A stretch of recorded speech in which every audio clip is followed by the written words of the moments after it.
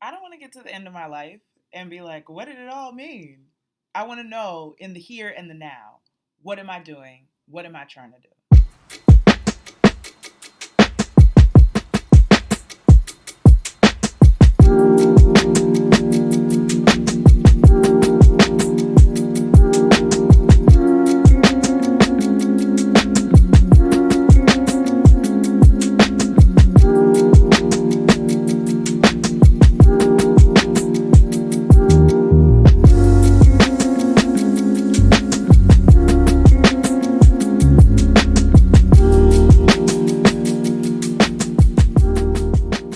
Hey Black Stars, today I am reviewing Spiritus, Virgil's Dance, which was written and starring Dael Orlandersmith.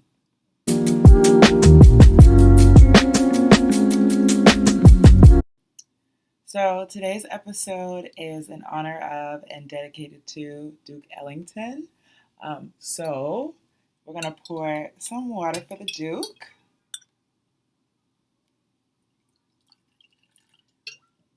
We're going to leave that right here for him. And let's talk about Duke Ellington for a second, right?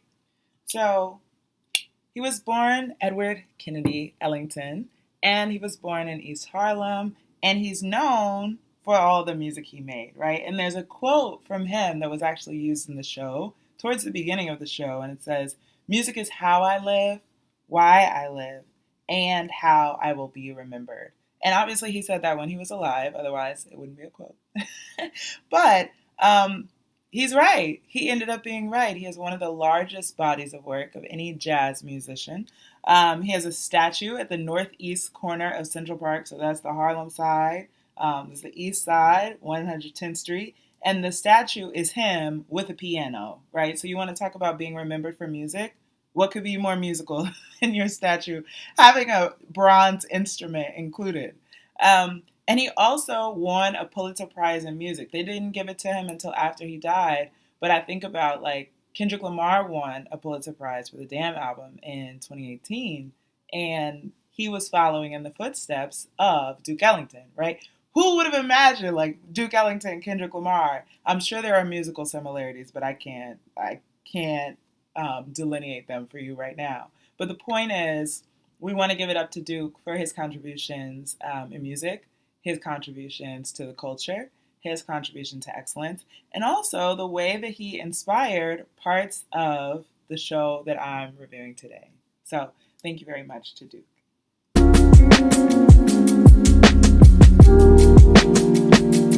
So how did I hear about this show? For those of you who live in New York, I feel like you'll understand this. For the people who live out of town, I'll try to make it clear for you. But like, I'll be on the bus or on the subway and I'll see a sign that says like restaurant week or hotels week. And for the most part, I just tune that stuff out. Like I did restaurant week when I first moved here, spent way too much money on restaurants that like, it wasn't that I didn't like the restaurant, right? I won't go so far as to say that the restaurants on restaurant week are not good. But when you do the restaurant week menu, they not giving you the things that got them on the restaurant week list, right? So some of them I've since gone back to try them again, but some of them I'm like, nah, I don't need to go back, right? The steak you gave me was a little tough. You gave me like not the good cuts. I don't need to go back and see how you cook the good cuts. Because I feel like if you're really doing it, you can make it work with any cut. But I saw a sign recently for New York City Off-Broadway week, tickets 2 for 1. Now, I spend a lot of money on tickets. Like, it's because I go to all these shows, right? So I'm like, ooh, a sale. Like, you can't catch me for the most part, like, doing these weeks. But if you give me the opportunity to save some money on something that I was going to buy anyway, I'm going to go for it. So, Off-Broadway week. So I get on my phone and I'm scrolling through the shows trying to see, like, is there anything black? Is there anything cute? Anything that I want to see? And I couldn't get a good sense of it on my phone. So I was like, I'll go home and get on my computer and really do a deep dive. And I'm saying all this because I want y'all to know I really did try. I went through all of the off-Broadway shows listed under Off-Broadway week. And I Googled the names of the people who were starring or who wrote the shows or who directed the shows. And there was not a ton of representation for the black community. Now, because I know how it works, I know that that's not the truth, right? Those are just the shows that are highlighted. So I went on Today Ticks and I scrolled past all the Broadway shows, right? Like I'm trying to get into the Off-Broadway show section. And lo and behold, there were some shows with black casts, right? Written by black people. But I had to do that extra digging. And they weren't doing the whole 2-for-1 special, which was fine because the tickets were not outrageous, right? Like the ticket is under $50, which that in and of itself, thank you very much. I appreciate it. But when you're looking for something to see and you can't find it, don't be discouraged. Keep looking. It's out there, right? If I were to just trust what Off-Broadway Week said, I would be like, oh, I guess black people don't do Off-Broadway. Obviously, that's not true. And that's why I'm here trying to tell you about it. So the show is at the Rattlestick Theater. Not Rattlesnake, okay? Rattlestick. And it's in the West Village. So you can take the train to 14th Street and boom, you're right there.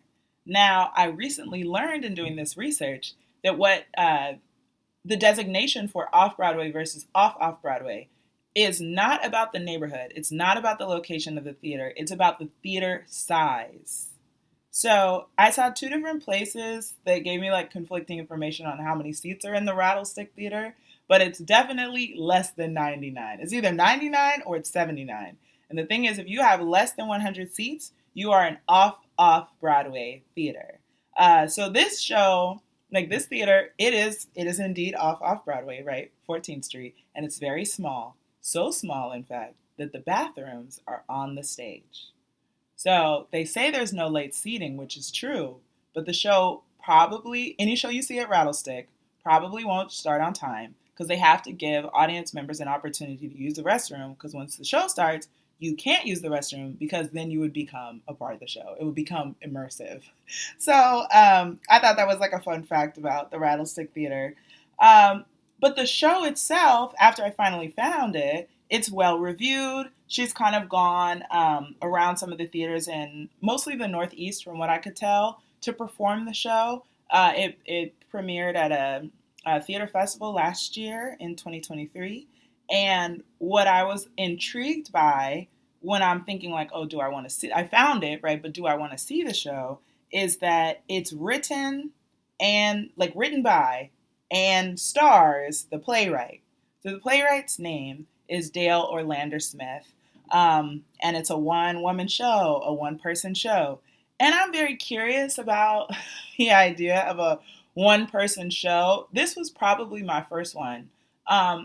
Because I've been hesitant in the past, like, you just gonna stand up there and talk for an hour? What you gonna talk about? You gonna switch costumes? Are you gonna be like Eddie Murphy? Like, imagine the Nutty Professor, but like just Eddie Murphy, but not a movie, like on stage. So he's gonna go in the back and come out as the mom. Go in the back and come out as the Nutty Professor. Go in the back and come out Hercules. Like, that's wild to me. And so I was very kind of suspicious as to whether or not it could be done, but I figured, why not? Now, I also have the additional question of, when you are a playwright and you write a one-person show, what makes you decide, I am the person who should star in this show, right? Versus like, I have an actor in mind, or I have a particular look in mind. And so Dael Orlandersmith did an amazing job performing in the show that she wrote. If I could sit down with her, one of my first questions would be, when you were writing the show, did you know you wanted to star in it? Just because I think that would be a juicy question. I think she would have some interesting things to say. But let's get into Dael for a second because she's really that girl. So Dael has won an Obie Award. And if you're unfamiliar, so we have like the Grammys, right? Those are the music awards. Now we have the Tonys. The Tonys are the Broadway awards. And so like Whoopi Goldberg is an EGOT. She's an Emmy, a Grammy, an Oscar, and a Tony. John Legend, also an EGOT, right? Shout outs to both of them. The Tony Award is for Broadway shows. The Obie Award is the Tonys of off-Broadway shows. So think back, right? Like we're not talking about these mega theaters competing against these smaller theaters. Like they have their own award, and that's what the Obie Award is. So she won one. Give it up for Dael, okay? And then she was also a finalist for the Pulitzer Prize.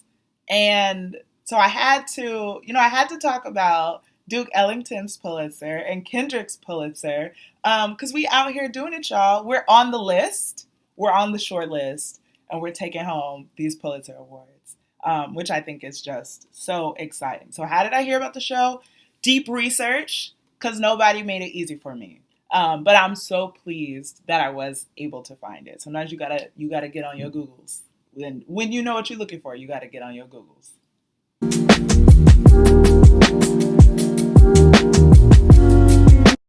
What did I think about this show, right? Like, what are my thoughts? First, I just want to talk about the title for a second. So, Spiritus, Virgil's Dance. I did not know what this meant when I decided to go to the show. But I'm adventurous. I'm a Sagittarius, so I just like to take chances and see what's gonna happen. Like, you don't have to prep me. I'm gonna find out. I like to watch things unfold. But Spiritus, and I have been mispronouncing it. I was like Spiritus because I thought it sounded fancier. But it's Latin for breath, and Virgil's dance is a reference to Virgil, who is a character in a work by Dante. But we'll get to that in a second. That's less important. Um, I because what I like about art is the way it digs into what you're already experiencing. Um, like for those of you who go to church, sometimes you go to church and the pastor will be giving a sermon and they'll say something that really connects to what you were thinking about, right? They're like, you need to get right. If there's anybody you need to apologize to, go ahead and do it now. But you were already thinking about the fact that you had a falling out with your best friend, right? I feel similar about horoscopes. Like sometimes I'm like, oh, I feel like I'm really on the brink of something. I feel like I'm about to launch this or I'm about to birth this. And then I'll read my horoscope and it will say something exciting is coming. And I'll be like, wow, that horoscope is so on point.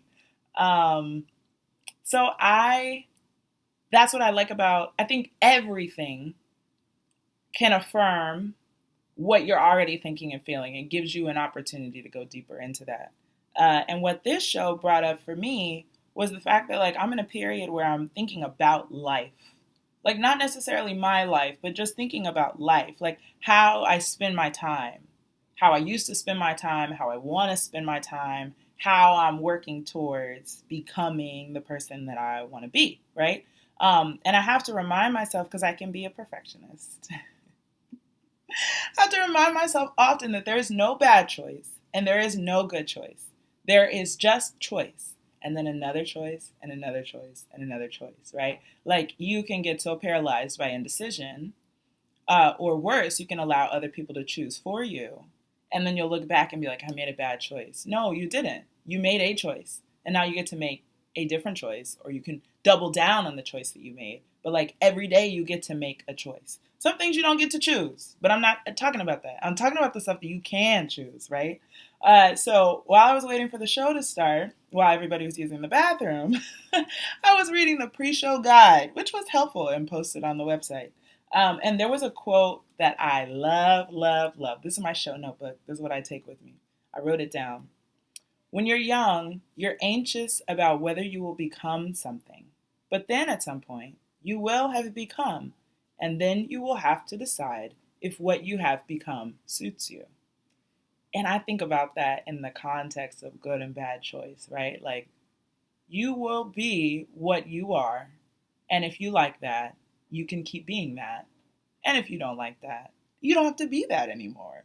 And I just find that so freeing that, like, just because you went to college for something, you don't have to do that. Just because you work somewhere, don't mean you have to stay in that career field, right? Just because your hair is a certain way doesn't mean you can't change it.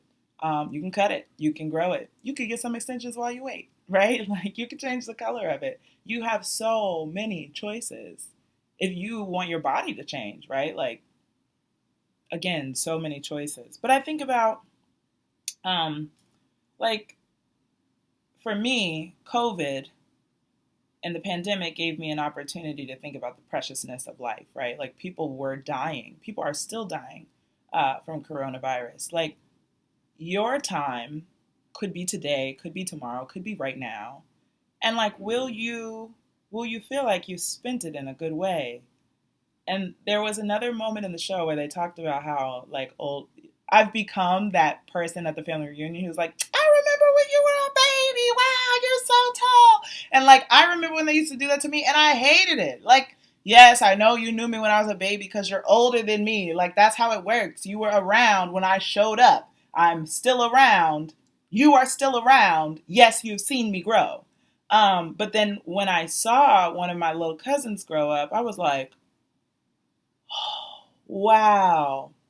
And the show talks about how we look at young people and it reminds us that time is passing. Because once you hit a certain age, the stuff about you don't change that much, right? I'm not losing no teeth, thank God.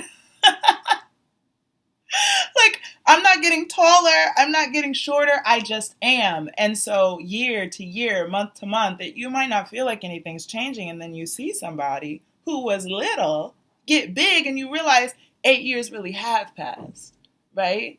Um, which is sacred, which is beautiful about life. But it can also be scary if you feel like, wow, 8 years have passed. They grew 3 feet, and I'm still doing the same shit I was doing when they were this big. And I think, like, in terms of the Black canon, I connect the themes in this show about life and living, like being fully alive in the moment, to Alice Walker's The Color Purple. Really, the whole like trio of books that she wrote, like Temple of My Familiar, along with The Color Purple. But I think about Celie and Mister and the way they are reborn in the show, in the movie, in the book, in the play. They have done this piece so many times. But Celie, when she makes the pants shop, when she decides, well, when she gets free and she inherits from her family a shop, she decides, I'm going to make pants, right? And she's literally wearing the pants. It's symbolic. It's a powerful moment. But she is reborn as an entrepreneur, as a woman who's in charge of her own life, as a single woman doing her thing, don't need no man, right? And even Mister is reborn. Because after she curses him, he was like, I got to get right. I got to do good, right? I have to do the right thing. I have to do the things that I could sleep with that night. So I'm not waking up in fields, burnt out, empty fields, fruitless fields with my face in the mud, right? So I think about this show as connected to that because Celia and Mister were not young when they decided to take these detours in their lives. So there's never an age where you're like, damn, I'm 60. I'm just locked into what it is. No, you don't have to be. You don't have to be if you don't want to be. So I think this show is a beautiful exploration of life and the choices you get to make at every stage of life.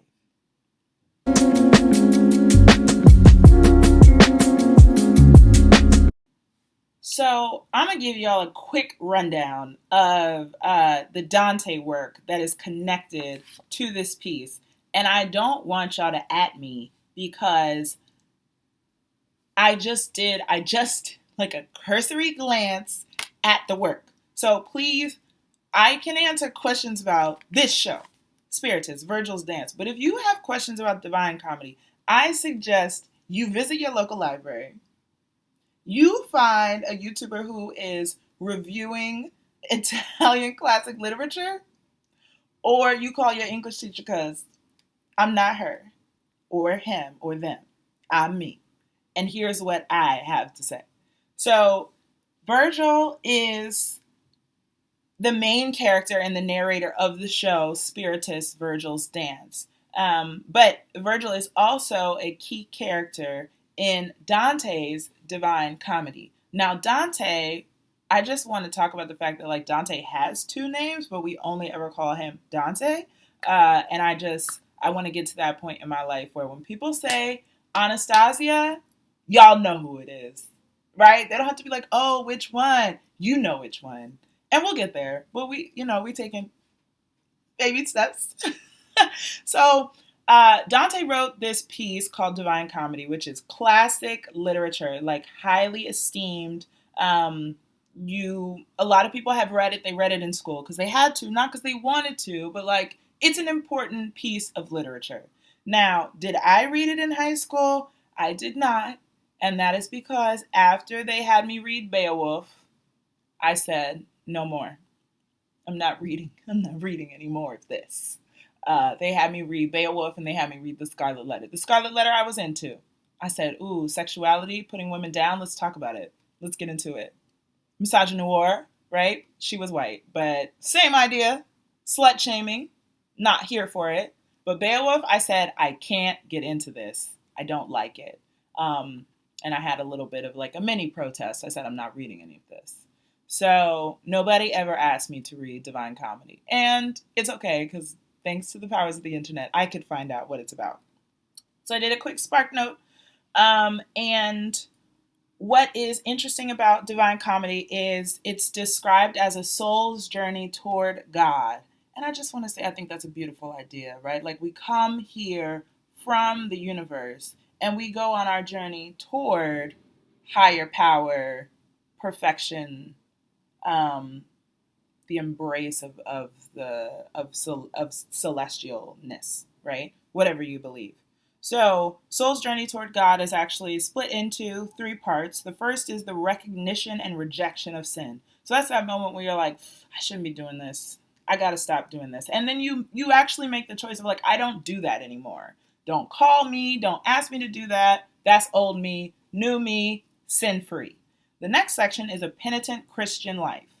And this play is steeped in Christianity, but like to give you a allegory, just the idea of like now, right? Who I am now, I'm devout, right? I'm pious. I'm a new gal. Then the third one is the soul's ascent toward God. So you go from sin is not for me to I am a godly being to I'm going up. I'm going up yonder, y'all. I'm going up to the top. And so in the book Divine Comedy, Dante is taking this soul's journey. His soul is taking this journey. And his guide through the first 2 parts is Virgil, a character named Virgil.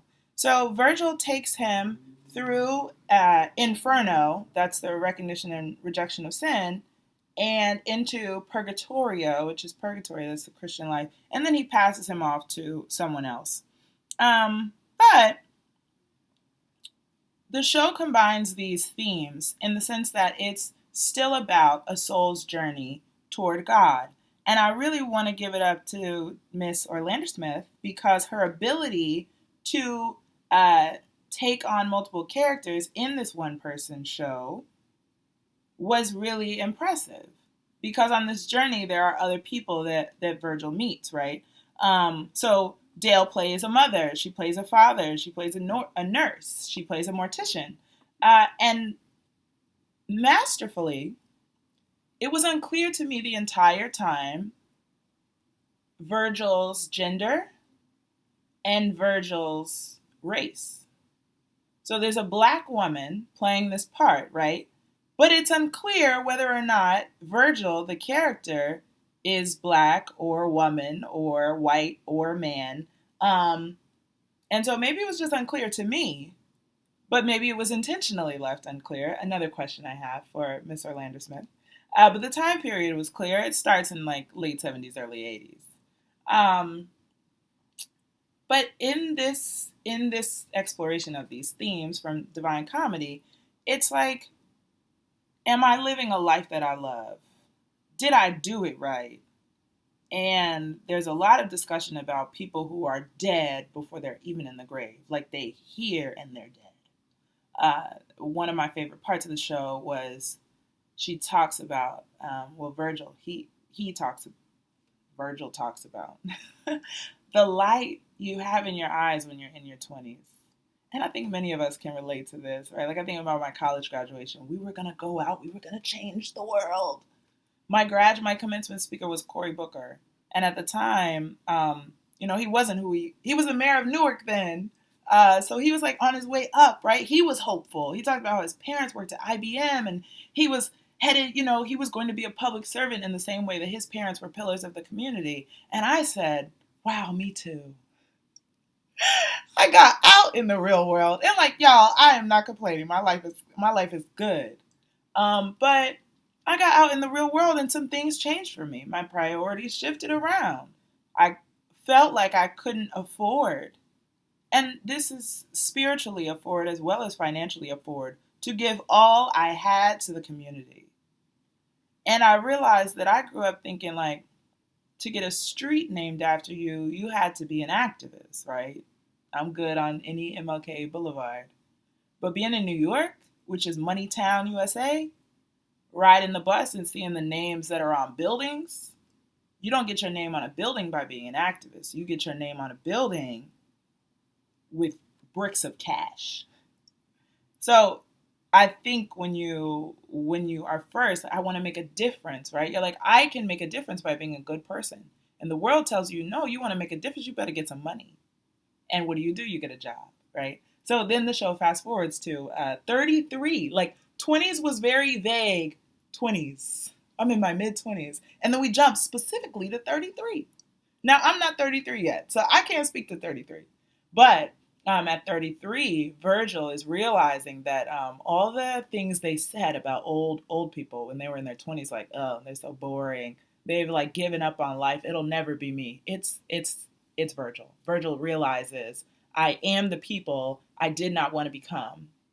And then we fast forward to 40, and Virgil is fully the people they never wanted to become, and hating themselves for it, knowing like I need something. And I'm not 40, right? I'm not even 33, but I've been there. I've been in those moments waking up to go to work, brushing my teeth with my eyes still closed, like, what am I doing? I don't want to do this, right? So I thought that was very relatable. And Virgil decides, I'm going to get a bigger apartment. I'm going to get some money that will make me happy. It doesn't. It does. I can tell you tried it. Didn't like it. Didn't work. Didn't solve the problem. Virgil comes to a realization that what they really want to do is to share beauty and love with the world. And Virgil's job is to figure out how to do that, right? What is Virgil's way of sharing beauty? What is Virgil's way of sharing love? And I think that moment of awakening that is the show, right? That is the lesson. The closing lines, because in the context of a soul's journey toward God, that moment when you realize I want to share beauty and love, I think that is the point at which you're in that third stage of the soul's ascent. Because now I'm not focusing on sin, and I'm not focusing on following all the rules. I'm focusing on my higher calling. I'm focusing on sharing beauty and love. And the last lines in the show where I hope we all ascend to meet God and be embraced by the stars. I don't have much to say that hasn't been said in those lines. I hope we do too.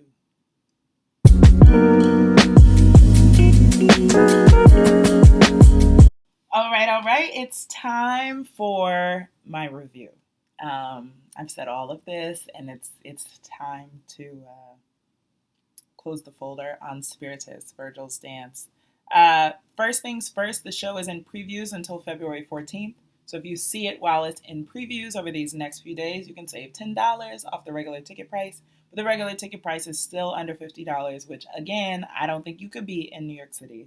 But the show is up until March 9th, so you have until March 9th to see it. And I hope you all are grateful that I'm doing this review early and not the day before the show closes, so you actually have a chance to see it if it sounds like it appeals to you. So who would I take to the show? I'm so glad you asked. I would take, and I'm going to get somber for a second, but don't worry, I'll bring it back around.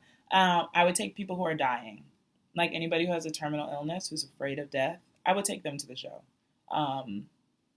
And I would love to have a conversation with them about, like, how did this feel for you? I think death is scary for all of us. The closer you get to it, the more scary it might become. But things are really scary when you feel like you're going through them alone and that you can't talk about them. So if I knew somebody who was sick, I would take them to the show.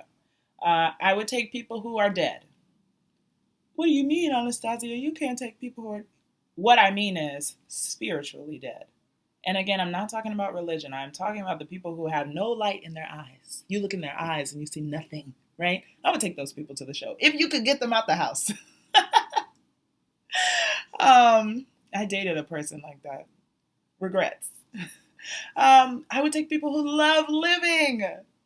People who are the opposite of no light in the eyes. People who love to experience everything, because I think they would find this show affirming in the way that I did. I would take people who have recently lost a loved one, because the way the show talks about death and explores the aftermath for the people who are left behind. I think it could be cathartic. They might be mad at you at first, but maybe they'll come around. Just give them a heads up that there's death in the show so that they know. People who had a child, right? So lost life, gained life. Anyone who's on that precipice of really understanding and experiencing for themselves how precious life is.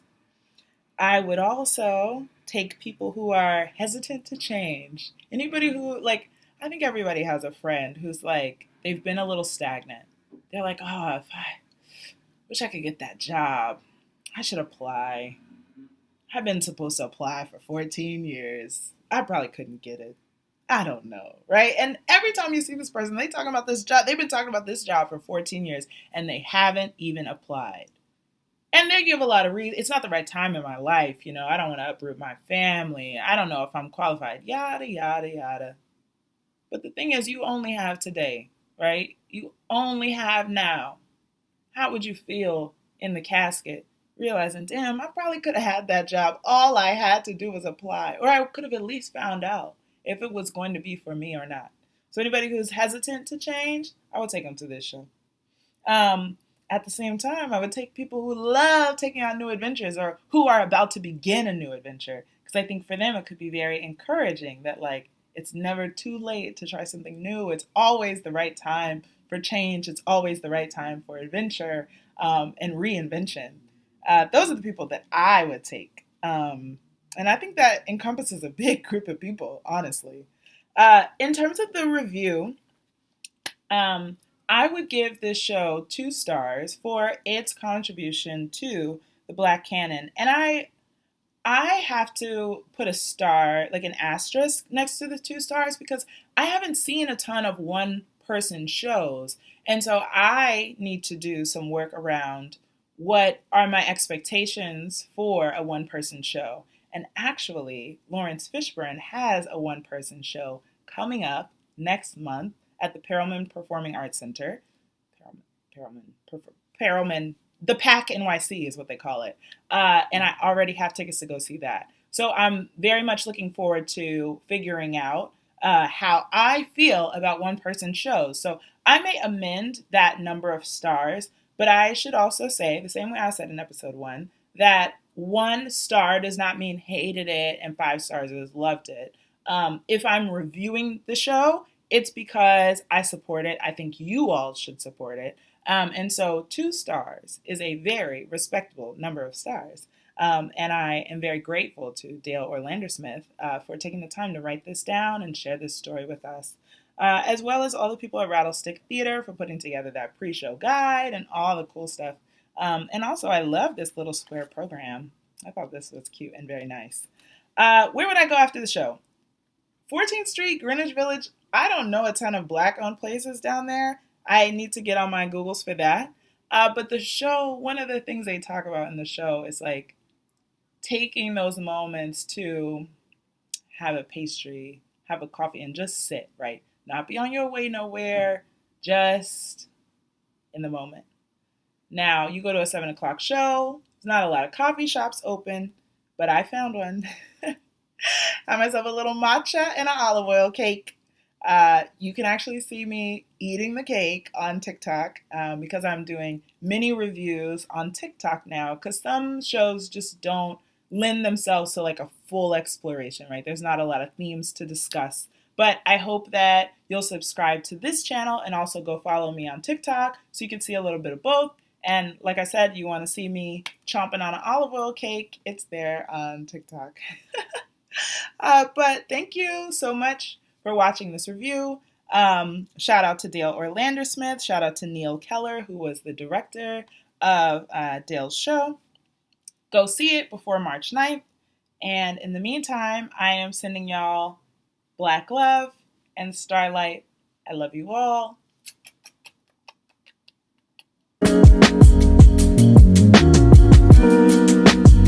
Thank you.